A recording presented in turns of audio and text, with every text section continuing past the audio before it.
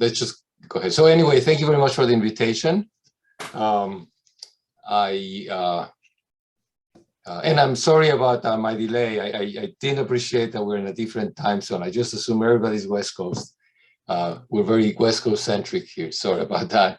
I'm going to talk to you about this story, which is kind of interesting and entertaining, and I hope it's accessible to everybody in the department. It doesn't really require, should not require expertise in nuclear or particle physics.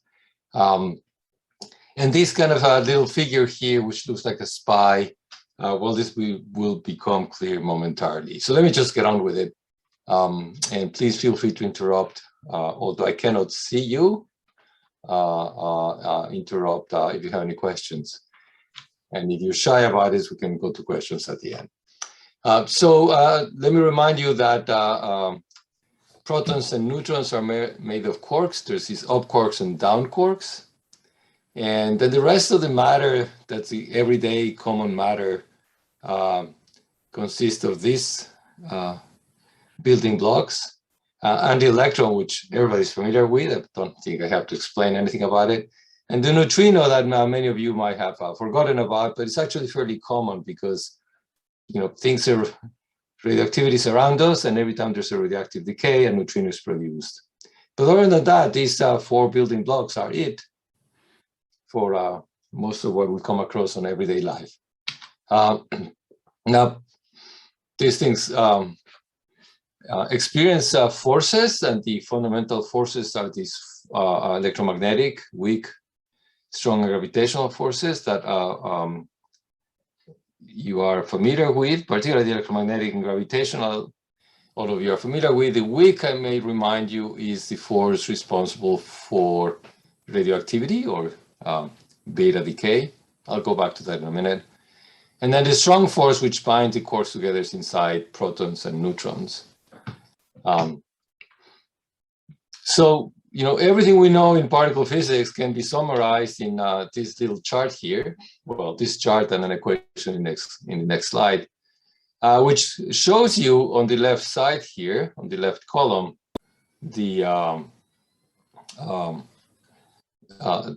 same 4 particles that I showed you before. And then there's 2 more columns which have kind of look like identical copies of the first. And in fact, there's additional quarks and leptons that have the same properties, except that they're more massive. And they're unstable, so they're not in everyday matter. We get to see them by doing very special experiments. I'm not going to have much to talk about them today, so this is just kind of an overall picture and a reminder of where we are in particle physics. This orange column displays the particles that are associated with these fundamental forces that I just described. In quantum theory, anytime you have a field, a oscillation mode of the field becomes quantized, and that quantized oscillation mode of a wave is something that can propagate. It's a particle. So for the strong force, that particle is called a gluon. For the electromagnetic force, it's a photon. Of course, I probably don't have to explain that one. And then for the weak interactions, there's 2 such particles. They're called the Z boson and the W boson. And to complete the whole list, we have the Higgs boson. Again, since I don't have much use for it today, I won't go into it. But if you have been watching the news the last decade, this was a very, very big discovery. There was Nobel Prizes and all sorts of prizes awarded for it. It kind of just rounds up the whole picture here, which is what we call the standard model of strong and electroweak interactions. So this is the list of particles and forces. You need some sort of description that gives you some details of what the dynamics are. And remarkably, the system is very constrained by symmetries and by requirements of, you know, the theory making sense, like unitarity causality and things like that. And the whole Lagrangian for the standard model can be written in a very, very succinct way, which of course is incredibly beautiful and incredibly misleading. If you start expanding out what each one of these symbols means, you get into things like this. And this actually is still a very condensed version of it, because there's many implicit sums here that don't show you all of the details. So there's a lot of stuff in this simple Lagrangian. And what's interesting is that it all follows from very simple, as well, simply expressed principles. I don't like the thing on the right side, although I have to use it all the time, but the one on the left is nice, particularly because you can put in a coffee cup. And I think you can buy these ones at CERN if you ever visit. Anyway, all looks very good. We have this model, it's very successful. There's very, very few anomalies experimentally, in the sense that things may not agree exactly with the prediction of the standard model. There's so few of them that we consider the model a great success. And where there are these anomalies, there's a couple that we know of, there's a lot of scrutiny going on to see if there's actually something that the standard model fails to explain. So it all looks very good, and then we have a problem. We have a problem that if you look at the universe, and this is not one of those anomalies that I was talking about, this is a little disconnected in a way, but central to the story of today's particle physics. The universe is made out of stuff, and about 5% of this stuff is the ordinary matter that we know of, that I've been talking to you about for the last 5 minutes. The rest of the stuff we don't really understand. About 25% of the universe is made out of another type of matter, and that's called the dark matter. And the rest is called is made of something called dark energy. It doesn't actually gravitate the same way as the matter, so that's why we know it's different, but we don't know what it is either. So the dark matter was discovered a long time ago. It was inferred by, among other things, looking at rotational curves of galaxies, and later on by things like motions in clusters of galaxies. And the evidence for dark matter has just been accumulating in more and more types of observations, including CMB observations. That's cosmic microwave background radiation measurements. And this is not a place to go into those measurements, but we are pretty, the evidence is overwhelming that the universe has this much dark matter, and every way that we have measured it has to do with its gravitational effect, which is very indirect. So we don't really know anything about what this dark matter actually is. And this analogy that was drafted by Bart Fornal, my collaborator, who was a postdoc then, but now became faculty in Florida, is that it's like getting a car and all you get to see is the chassis. And so, you know, one of the things that a lot of people are doing in the areas of particle physics and in astrophysics is trying to figure out what goes on top of the chassis. And so what exactly is dark matter? Well, it could be something like that. I guess everybody's hoping it is something like this. But until you look, you don't know whether it really looks like this. And so one of the things that actually made this work catch a lot of attention in the popular press, which caught me by surprise, because I never had that tension, and it's exhausting to talk to people from the press, is that there's a chance that that the story I'm going to tell you has something to do with dark matter and its and the nature of dark matter. I'm not going to be able to talk much about that, but I'll mention it once again as we go through the talk. So let me get into this story here. So again, remind you that the atomic nucleus is made of protons and neutrons, and the neutron I already showed you has 2 down quarks and an up quark. Everything is made out of it, and the lifetime of the neutron, I'll show you a bit more detail about that, is about 15 minutes. So it is unstable. Neutron in an atomic nucleus is not unstable because the binding energy of the nucleus makes it kinematically impossible for the decay to occur. So let me talk a little bit about this. So neutrons, free neutrons do decay. This is beta decay. It's a nice picture, but what it really tells you that a neutron decays into a proton, an electron, and an anti-neutrino. And really inside the neutron, what's happening is the down quark turns into an up quark. So a couple of things about particle decay, because we're going to be looking at this momentarily. So typically, there's 3 important things that you need to know. And the third one is in the next slide. Well, quantum numbers are conserved. This is kind of defines quantum numbers in a way in particle physics.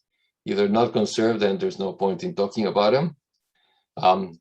Number 2, so that means that the quantum number of the initial state, the particle that's going to decay, is equal to the quantum number of the final state, which is the collection of the quantum number of the collection of particles in the final state. Then a special type of quantum number is energy and momentum, which which come together in special relativity, and it's a good set of numbers, and they're conserved.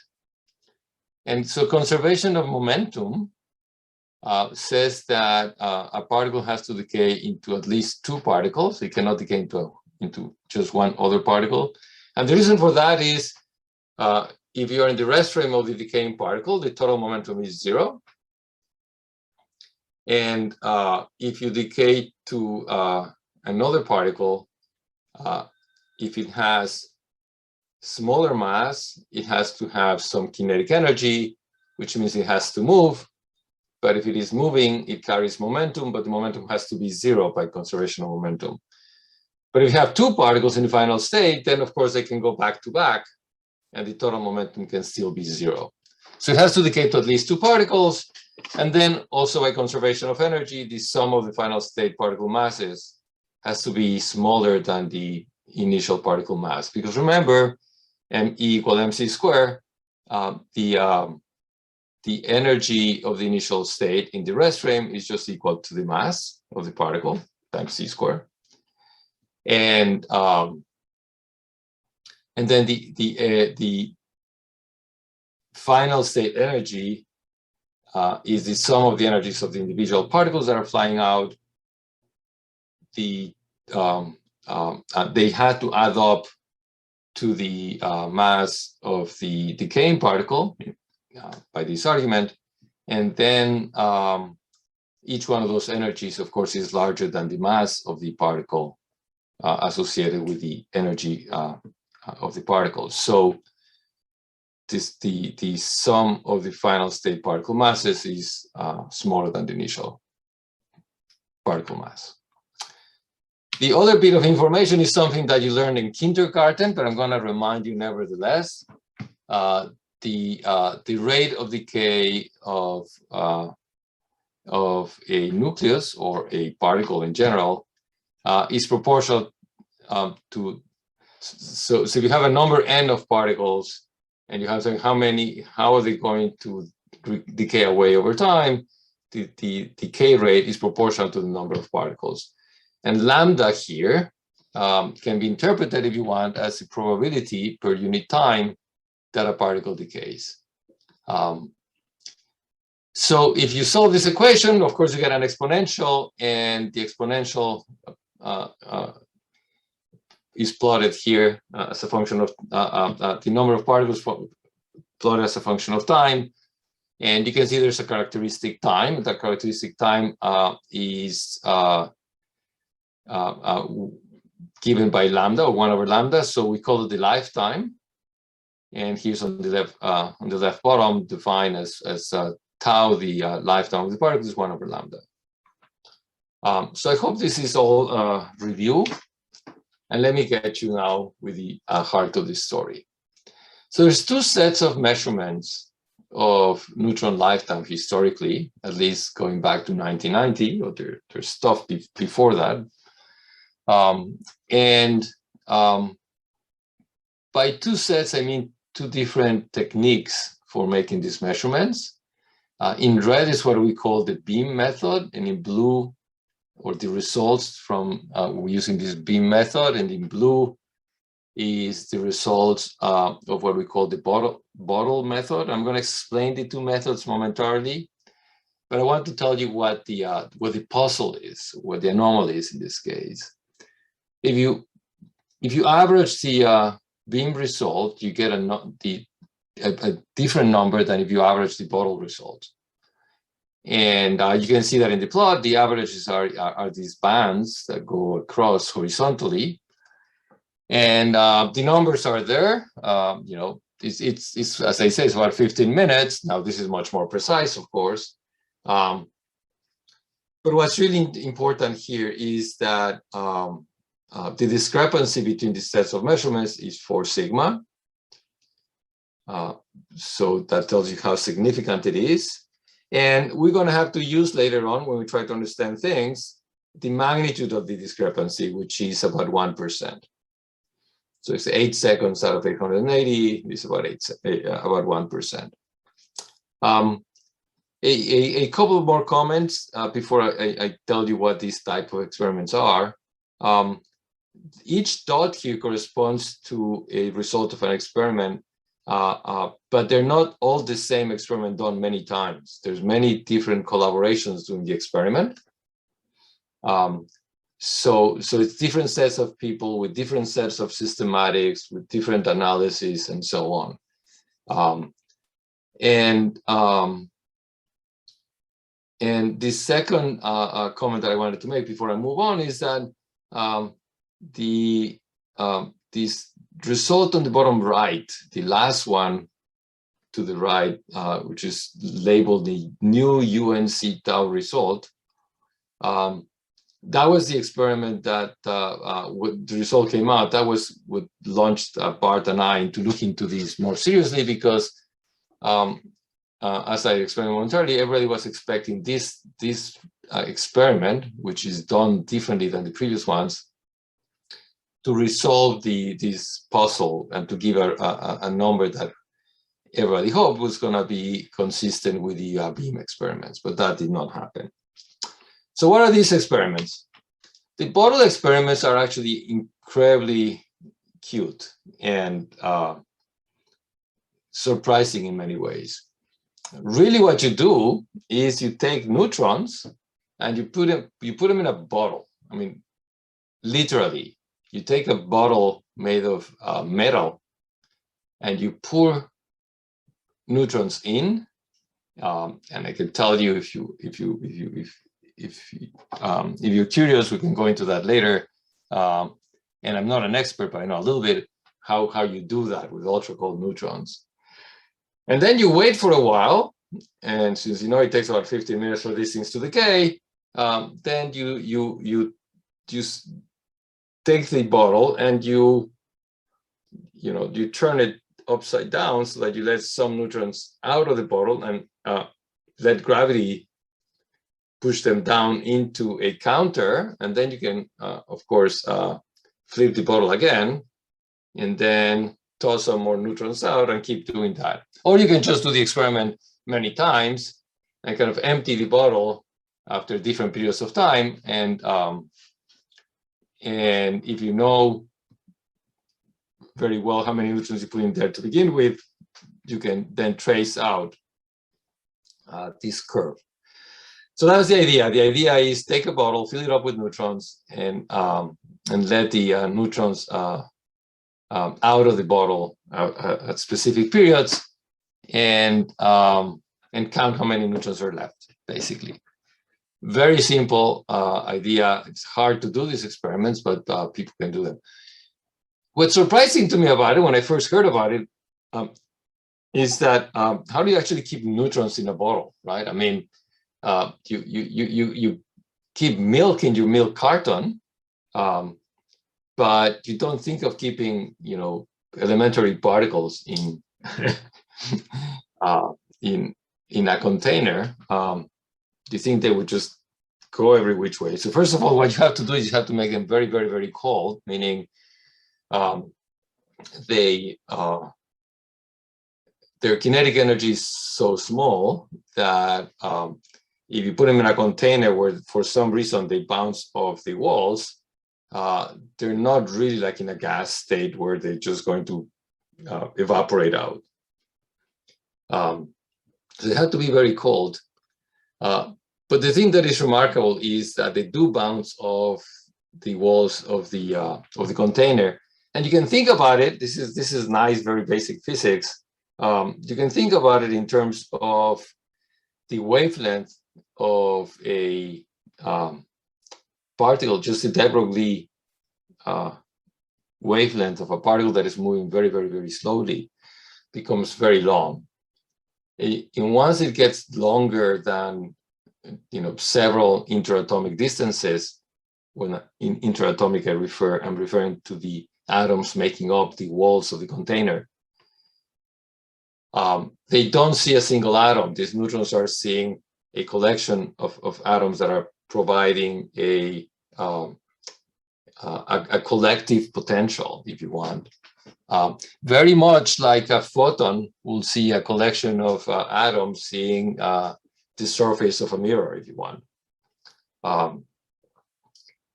So a neutron actually sees a wall. It doesn't see an atom. It doesn't go in between the, the concern, of course, always, neutrons are tiny. They're the size of a nucleus, but somehow they don't just go through in between atoms, because they see all of the atoms together at once. So anyway, so that's what these experiments do. The beam experiments are something that people in particle physics are much more comfortable with and very familiar. You have a neutron beam. These are not cold neutrons like the previous ones. These are they have a significant amount of momentum. They're moving in this picture left to right, and as they move in this tube, let's call it a beam, they decay. So the beam is losing neutrons as the neutrons propagate on the beam, just from the fact that they're decaying. And what you do is somewhere along the beam you put a detector and you count how many protons come out of these decays of the neutrons, and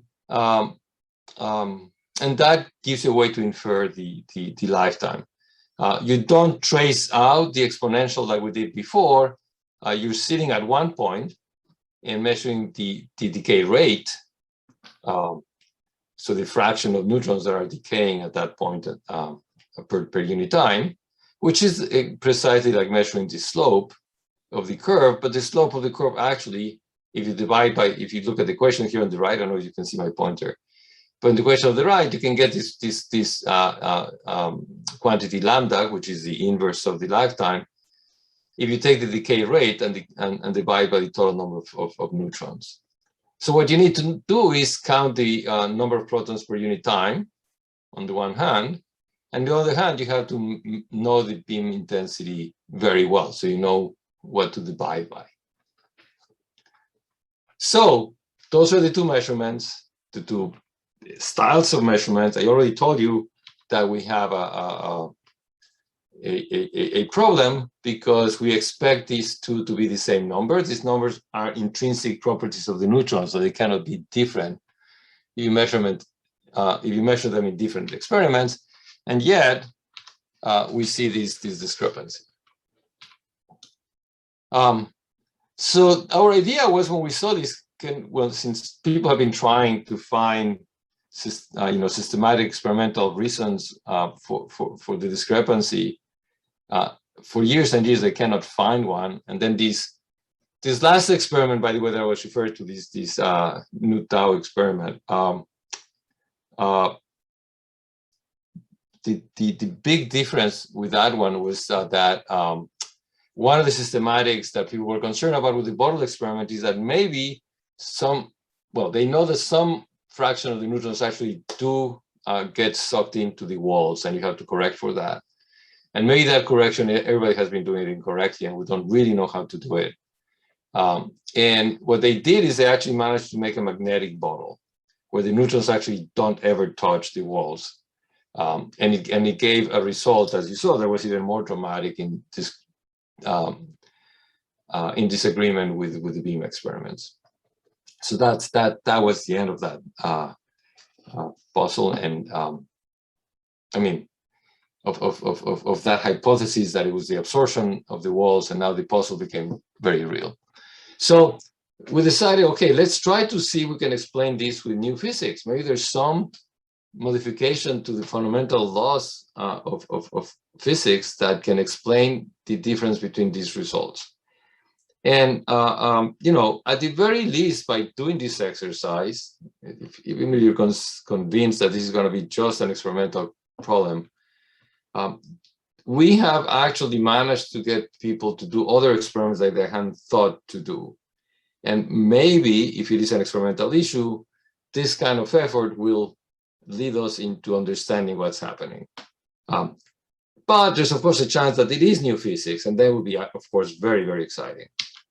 So how do you explain this with new physics? How can you have two different lifetimes? Well, if you look carefully at what these experiments are measuring, the beam experiment is measuring protons, not neutrons. And so here's on the equation here shows you what I just said in words before, that to get the lifetime in the beam experiment, you take the number of protons per unit time that you're measuring and divide by the number of neutrons that are going in the beam. And of course, you take the inverse of that. That's why this is upside down in a way. So that's what we're computing from those measurements. But in fact, the number of protons that you see per unit time is not necessarily the same as the number of neutrons that are decaying per unit time. It's the fraction of neutrons that decay that produce a proton per unit time, right? So this fraction that says that the neutron is going to a proton plus anything is always assumed to be 100%, which is why we didn't have to worry about this subtlety. But now that we're analyzing this carefully and looking for ways out of this conundrum, we put this back in.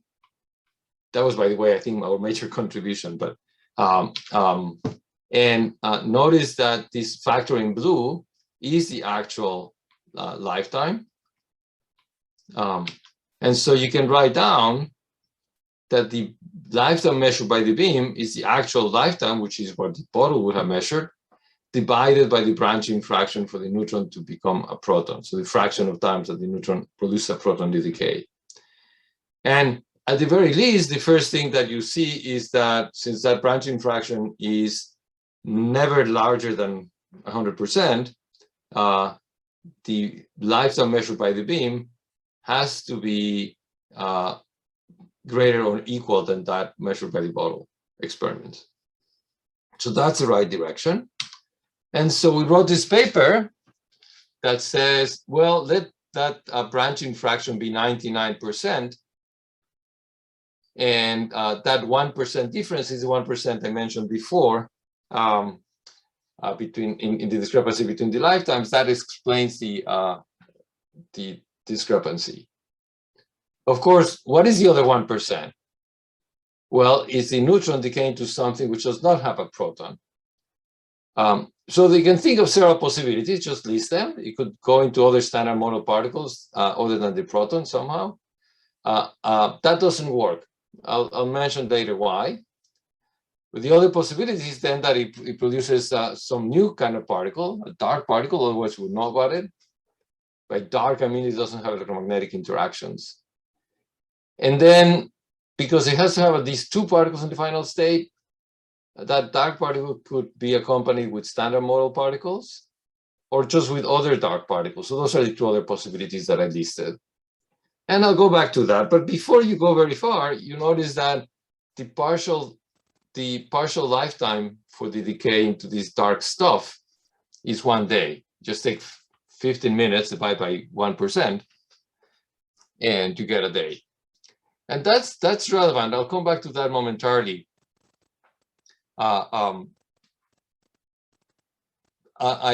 Before I go back to that, I wanted to make sure that you understand that one of the virtues of putting this proposal out is that you can test it, and there's many different tests you can make.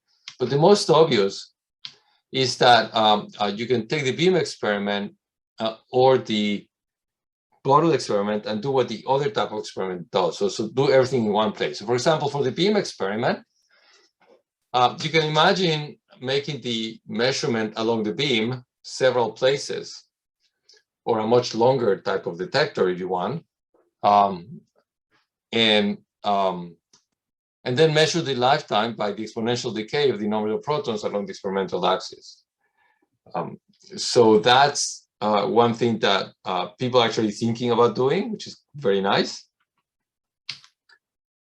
Or you can go to the bottle type of experiment and say, okay, I'm measuring how many neutrons remain after a while, but if these neutrons are decaying inside the bottle, I should be able to see the decays. So you can put a proton detector inside the bottle and see that the amount of neutrons by which the count has decreased corresponds to the number of protons that you created or not. So these things also are being considered for experiments, and both have challenges. But as I said, you can start trying to figure out what's happening by doing new experiments. So, okay, let's look at our proposal in a bit more detail. You have a partial lifetime of 1 day. The first thing a particle physicist does is open the particle data book and find out what you know. So there's a proton mean lifetime, which actually has as first entry a neutron partial lifetime, and it says the partial lifetime for the neutron to go into invisible stuff has to be more than 10 to 29 years, 10 to 30 years, which is significantly more than 1 day. So that seems like a big problem. If you want to go look at more detail as to where this comes from, you find out that the experiments done and this impressive number comes from an experiment called Kamiokande, which is a humongous water Cherenkov detector that was put together to investigate precisely this, proton decay. And so really what they're looking for is the following thing. I have it here in the bottom. Of course, water, it's a water Cherenkov detector. So it's a huge amount of water. When you have a charged particle going through the medium, it produces Cherenkov light, and then you have light detectors. So it's a humongous tank of very pure water, which is instrumented with photodetectors, phototubes. So water, of course, is made of oxygen. And if a neutron decays in that oxygen 16 will become oxygen 15 in some excited state because there's a hole there. And then when it de-excites and goes to its oxygen 15 ground state, it will emit a photon. And so what's actually done is look for this type of photon, and it's from precisely this kind of a process that these humongous limit is derived.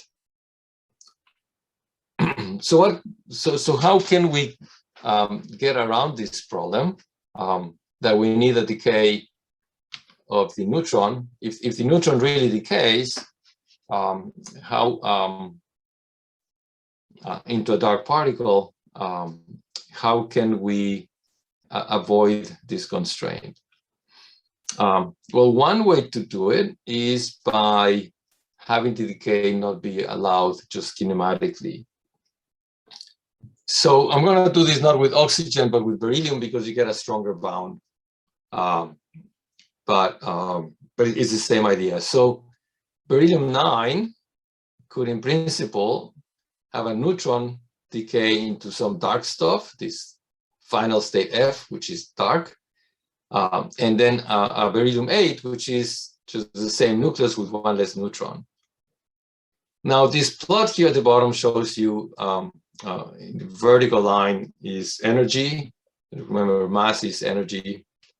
So, so the beryllium-9 mass is in red on the left, and on the right, I show a band in brown color, brown shading, which is the energy of the final state for which a decay would be allowed.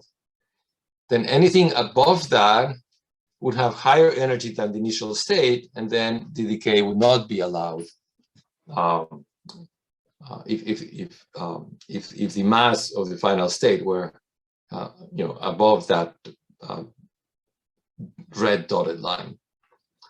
So to understand how to figure out what the mass of the final state ought to be in order to disallow the decay, it's useful to know that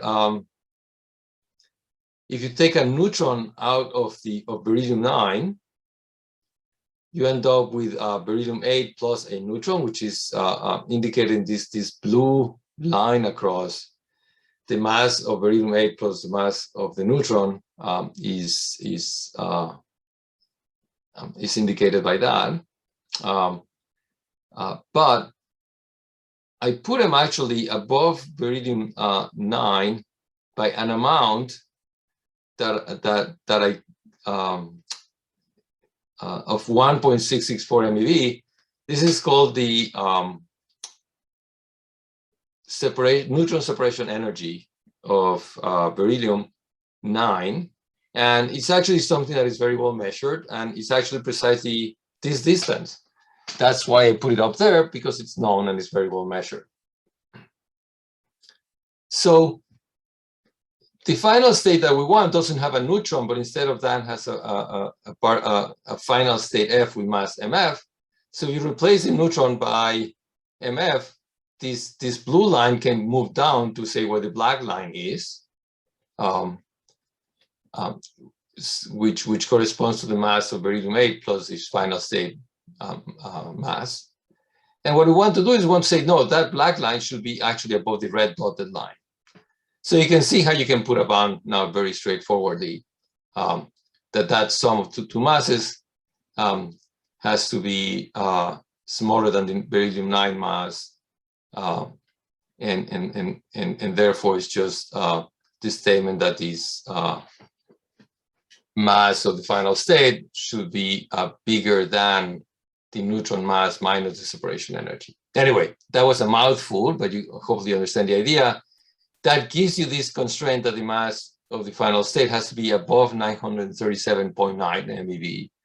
And then the upper bound is just the statement that if I want the neutron to decay into the final state, this final state has to be able to, when it's free, a free neutron, the free neutron mass has to be larger than the final state mass, mf.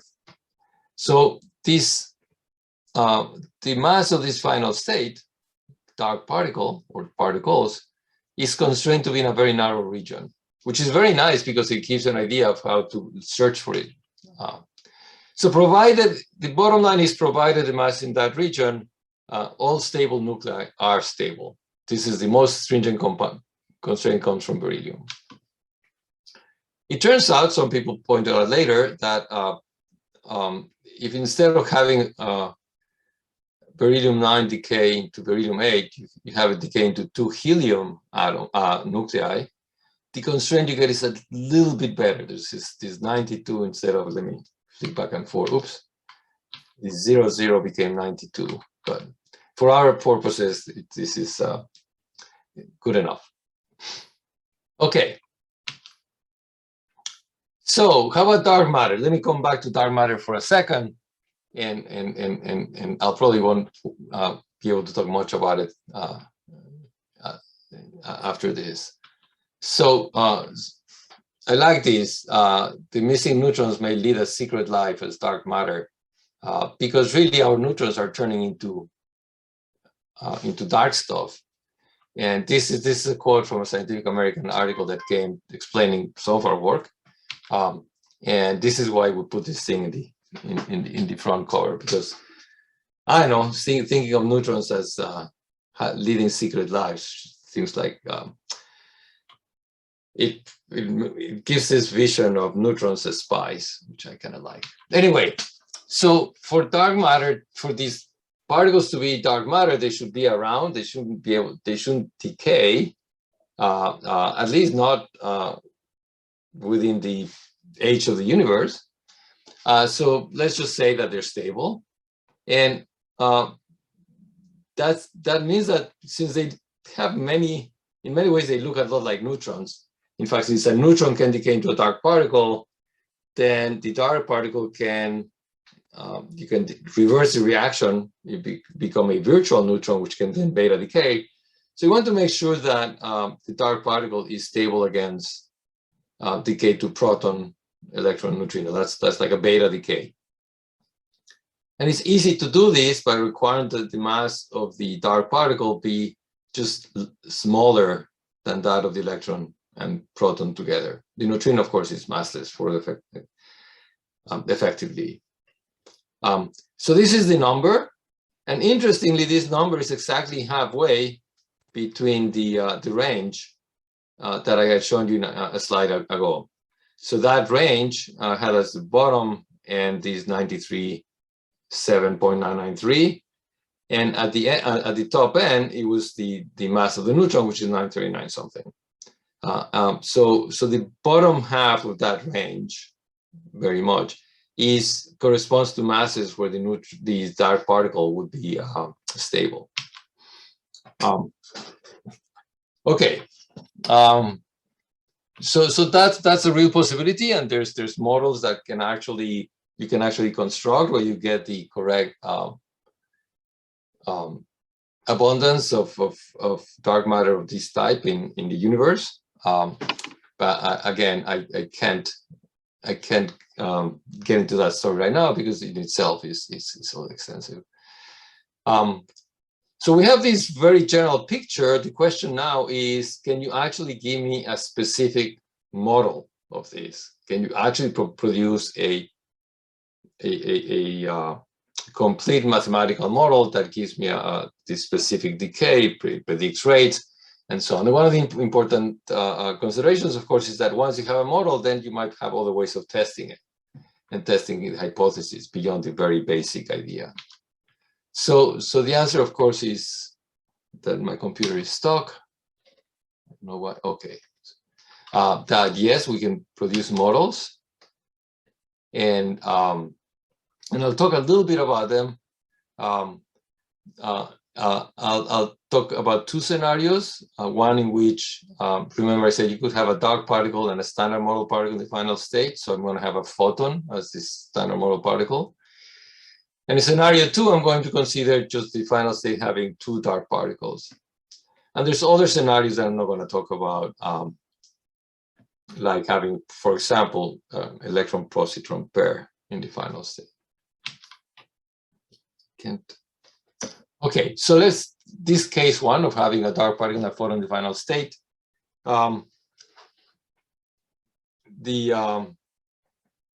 The idea is that, well, here's the diagram. A neutron becomes a dark particle by emission of a photon. these parameters I'm giving you here because I'm going to show you some data momentarily. Remember, this is the range of masses, but the lower half of this range, well, that range of masses corresponds in a tubular decay to these energies of the photons that are emitted.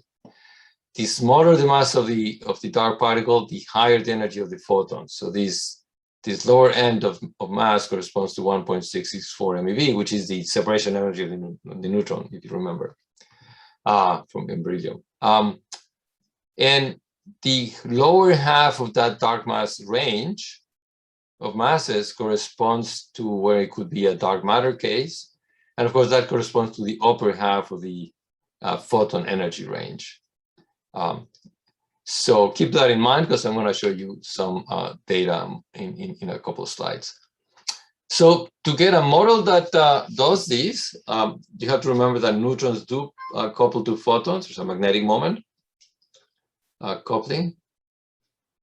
And if we insert an interaction to a new dark particle, which mixes the neutron with the dark particle, it's just a mass mixing, basically. Then you put these two diagrams together. It's a little simplistic, but actually it works. You can get a transition from a neutron to a photon plus a dark particle. In fact, you can do this very tiny mass mixing, and if you go to mass eigenstates, when you diagonalize the mass matrix, this magnetic moment term gives you a transition magnetic moment that I have here at the bottom of the screen, and that's easier to understand if you want. If you want equations, it looks like this. This is the mass mixing, is this epsilon parameter. This is n bar chi, that's a mass term. And when you go to the mass eigenstates, then you get a standard diagonal Lagrangian, but then you get this transition term here with the dark particle, a neutron, and the photon. And the whole thing is proportional to epsilon, of course. Okay, so you can use that Lagrangian and compute stuff, and you can insist that you get 1% branching fraction to explain the lifetime puzzle. And here's some typical numbers that you get. This 1% corresponds to, remember this ratio of this x here is this ratio of masses of the chi to n, which is very close to 1.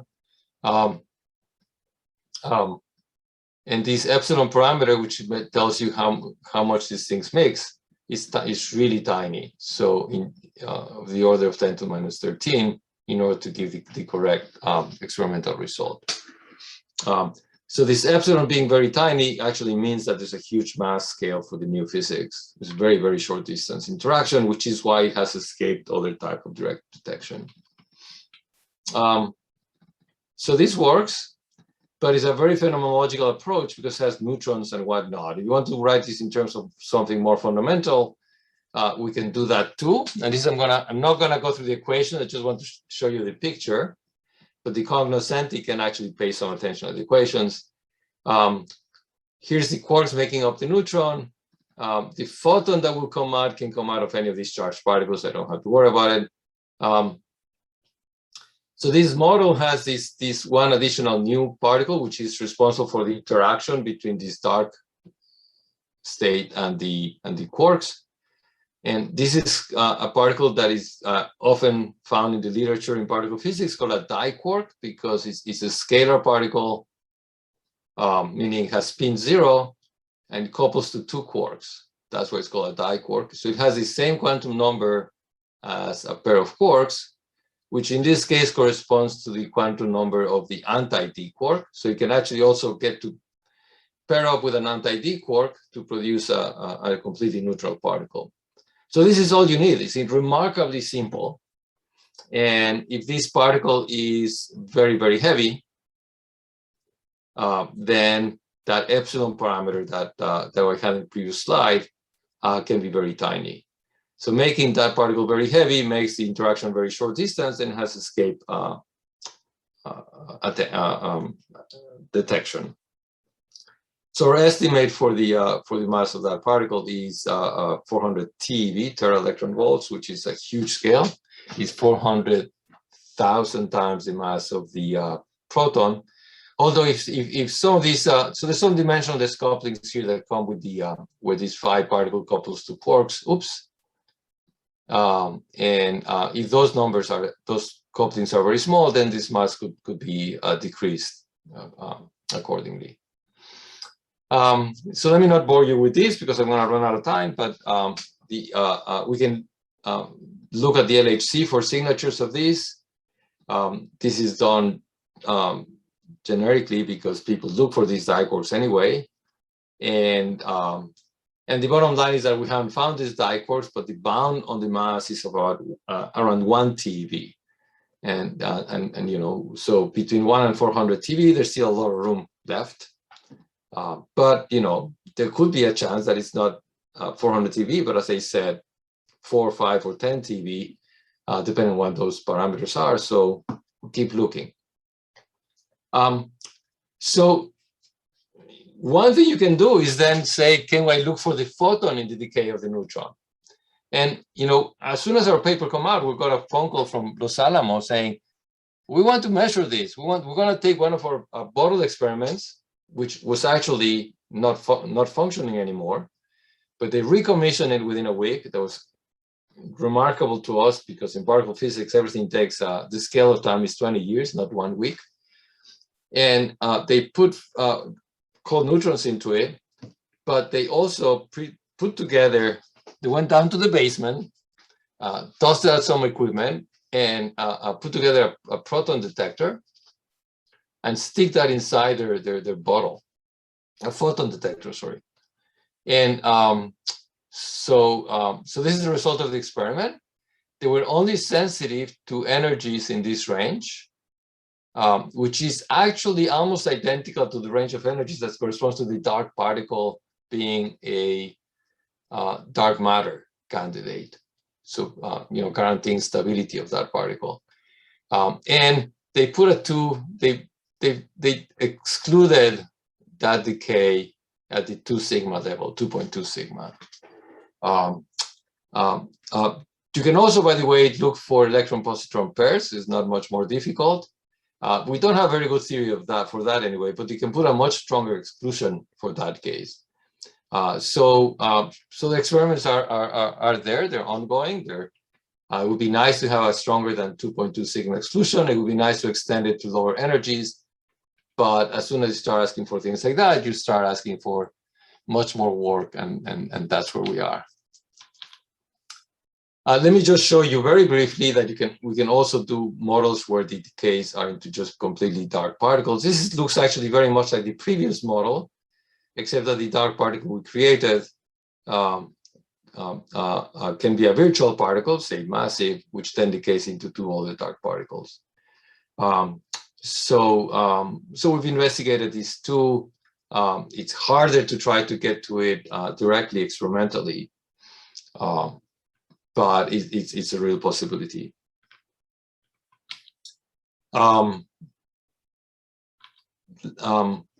So I figured that by this time I would have no time left. I don't know how I'm doing with time since we started a little late, but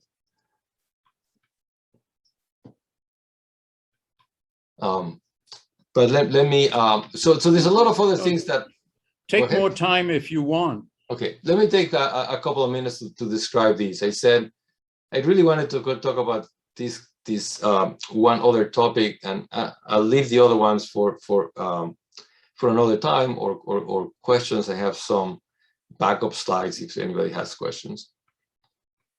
But let me talk about unstable nucleus decay because it's an ongoing interesting story.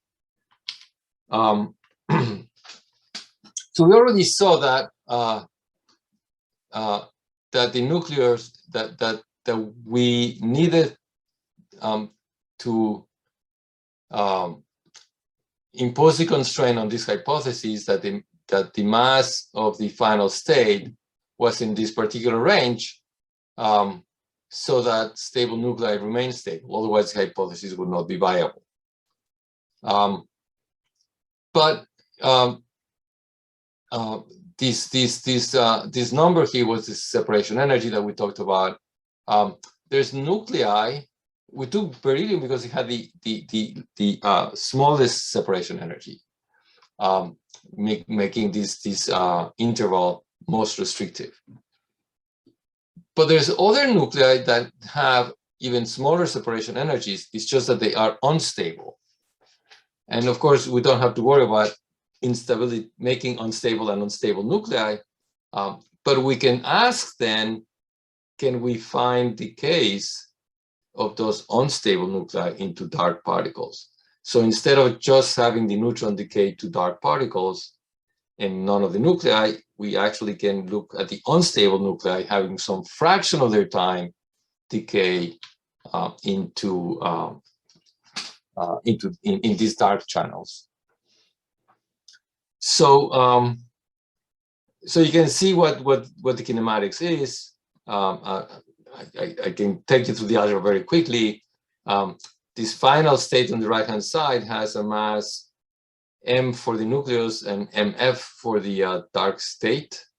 On the left-hand side, the mass is the original, this nucleus we have on the right, add a neutron and subtract the separation energy. That's kind of by definition of separation energy.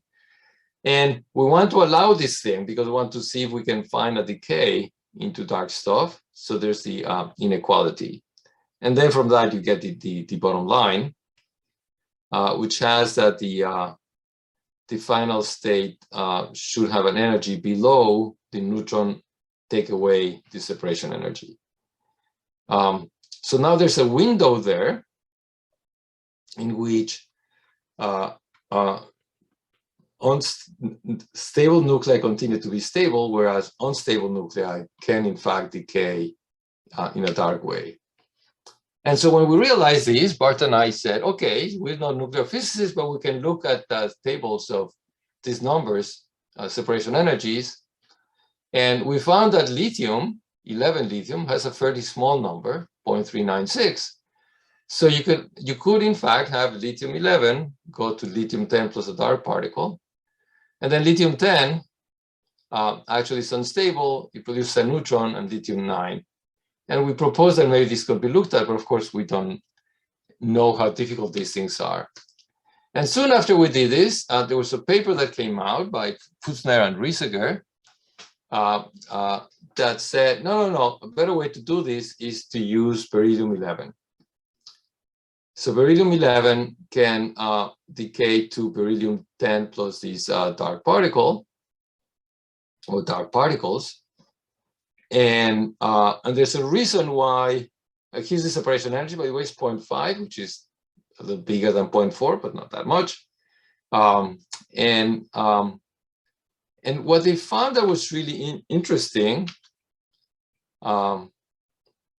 is that, let me skip this one.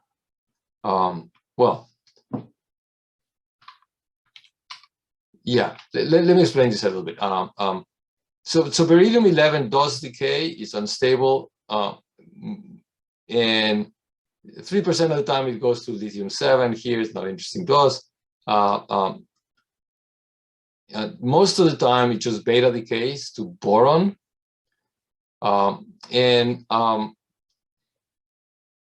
What Riesiger and Pfitzner had looked at before was the possibility that there's something called beta delayed proton emission, which means that the beryllium 11 makes a beta decay into an excited state of boron. This is at the bottom of the screen. And then that excited state de-excites by emitting a proton. And they actually computed this and estimated it to be a branching fraction of so 1 decay in 10 to the 8 or 2 decays in 10 to the 8 are of this type, expected to be of this type. And they compute this in beryllium 11 because it's something they call a halo nuclei, where you can do computations. So back in 2014, these same two gentlemen were leading a collaboration precisely trying to measure that beta delayed proton emission process, which is very rare. And they found a measurement for the process that gave them almost 10 to the minus 5. So that's actually 400 times larger than the prediction that I just showed you in the previous slide. And so when they saw our paper, they said, oh, wait a second. They only measure in the experiment the appearance of Barium-10, and they assumed that it came together with a proton and an electron. But since they only see the Barium-10, it could have been that it comes together with a dark particle.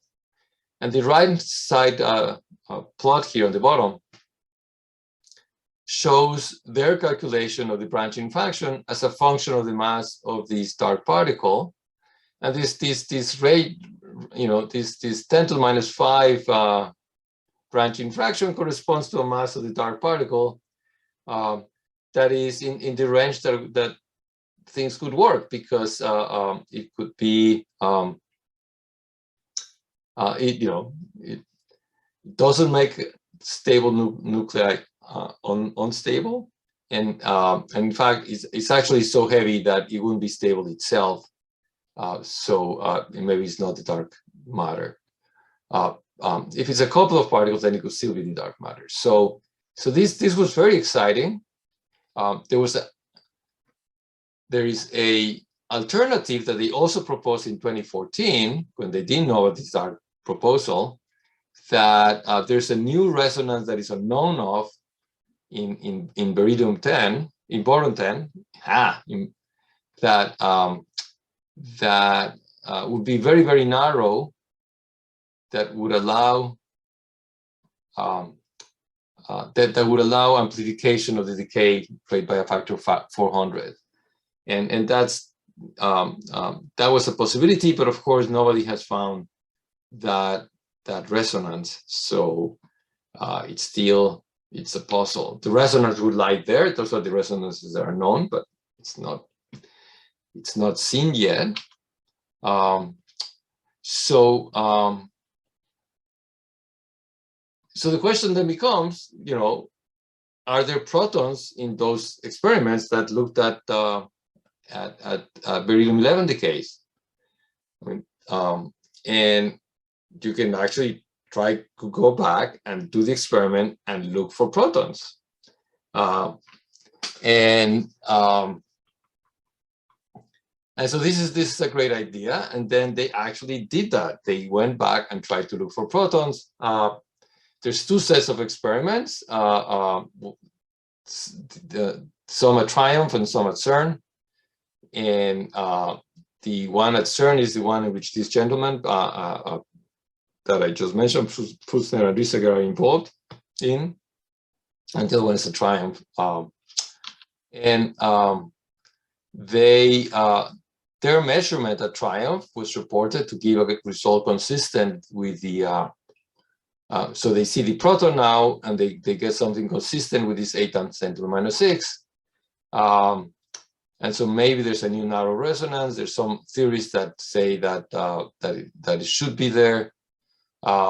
However, the Pfister and Rieseger made experiments, and published experiments already, where they show that this observation is more likely to be background from alpha particles. And they have not released a proton measurement because concerns over backgrounds from alpha particles. So that's pretty much where we are. We have this puzzle. We have experiments ongoing. We have other experiments that are planned. And I'll leave you with this quote from the Scientific American, which says that it would be truly amazing if the good old neutron turned out to be the particle enabling us to probe the dark matter sector of the universe. So thank you for the attention, and thank you for your patience when I showed up late and I took a little extra time at the end. Thank you. Thank you for an excellent lecture. Maybe people would have